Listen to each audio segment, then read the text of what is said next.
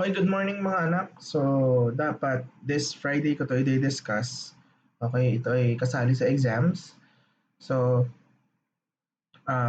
so darating na exam ay kasali din to, inuulit ko. At ito ay hindi dapat isasama, kaso lang ay isinama ng isang teacher. So, i-discuss ko na din sa inyo. Okay? So, let's start. So, ito yung circuits and LEDs. Yung kanyang diagram, kung makikita nyo, itong mga drawings. Okay? So, kasali din po daw siya sa exam, yung schematic na wiring. This is a parallel circuit connection, okay? So, tuturo ko sa inyo kung alin dito ang mga parts na yan. So, this one, itong parang Spotify, okay? Yan po ay si battery. Okay, battery po yan. Okay, si battery.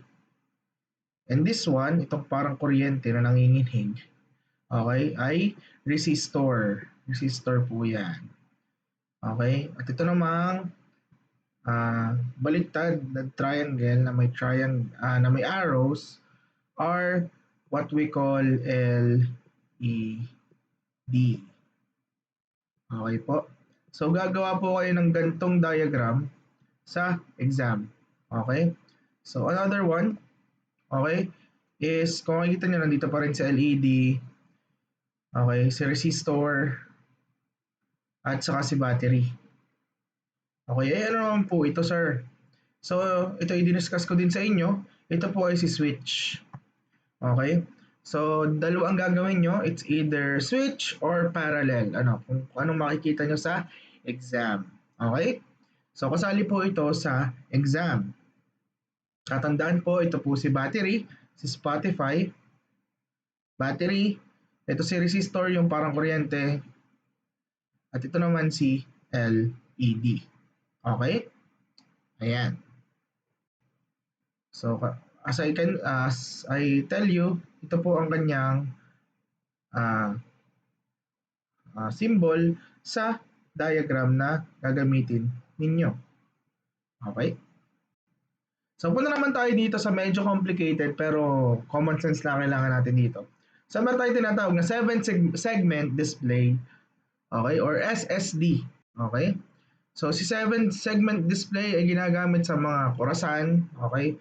Sa mga typically sa orasan eh. Kasi kahit sa mga laro, sa basketball, sa kung ano mang laro ang may time, ay ganito ginagamit na mga pang countdown or clock. So, it can be lit from 0, 1, 2, 3, 4, 5, 6, 7, 8, 9, at pwede din A, B, C, D, E, F, etc. It is widely known as digital clocks, basic calculators, and so on. So, ito po si 7-segment display. Okay? So, makikita nyo A, B, C, D, E, F, G, H, plus. So, ano po yan? Nandito naman sa diagram, ito si A, ito si B, ito si C, ito si D, E, F, G. Tapos ito si H, which is using plus sign or symbol. Okay? So, is a form of electronic display device for displaying decimal numbers or letters. So, pwede letters na A to kung ano mang letter ang kailangan. Okay? So, there are two types of SSD or 7-segment displays, which is cathode and anode. Kung matatandaan natin sa program natin, yung high, okay, at low. Pag sinabing high sa code is on, di ba? On. Ito off, di ba? So, sa cathode, siya po ay true or ganito talaga siya. Sa cathode dito. Okay?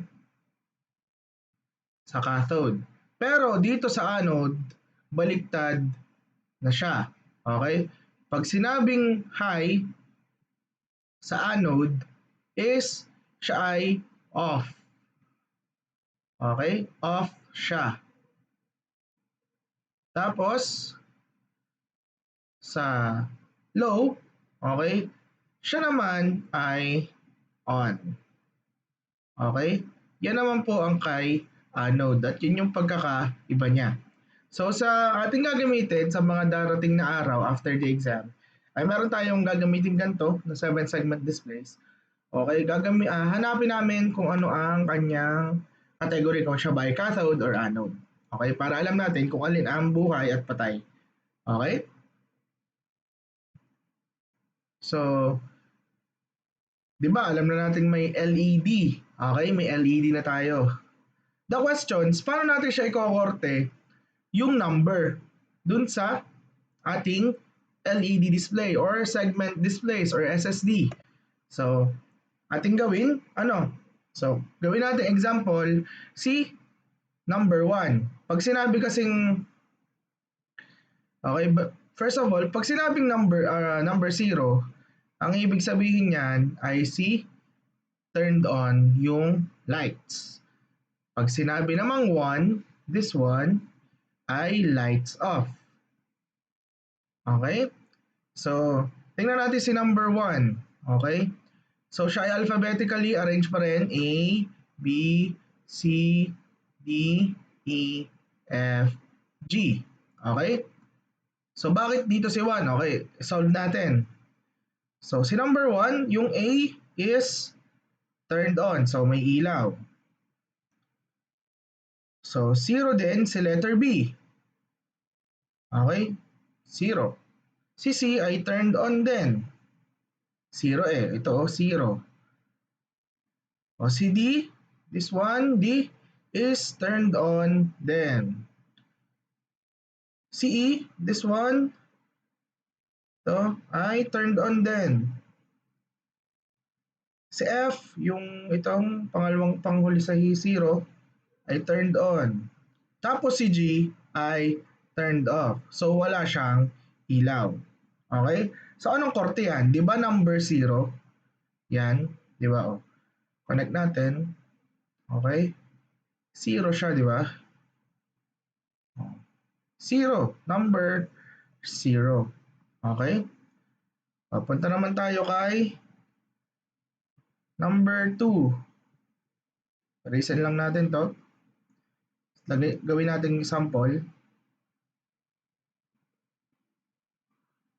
Okay, ayan.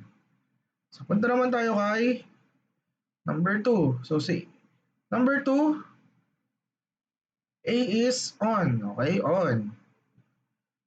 Letter B, on. Si C, on din. This one, on.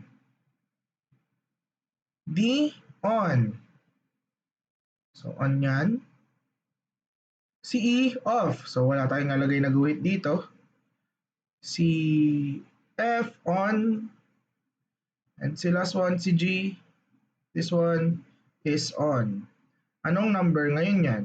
This is number 9 kasi, okay, pag connect natin, siya ay number 9. So, ang answer sa number 2 is number 9.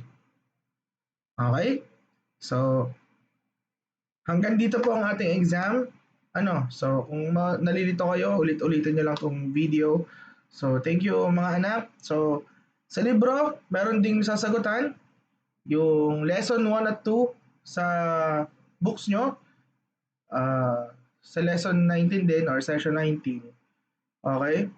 Lesson 1 and 2. Tapos, ilalagay ko po ang paano po ipapasa Sir Godwin, Sir G. Ipapasa po siya ay sa Genyo. At gagawa po ako ng inyong pagpapasahan. And that is all. Ingat sa bawat isa. At kung may pupuntahan or kung may errands, ingat lagi tayo. God bless everyone. This is Sir G. Bye.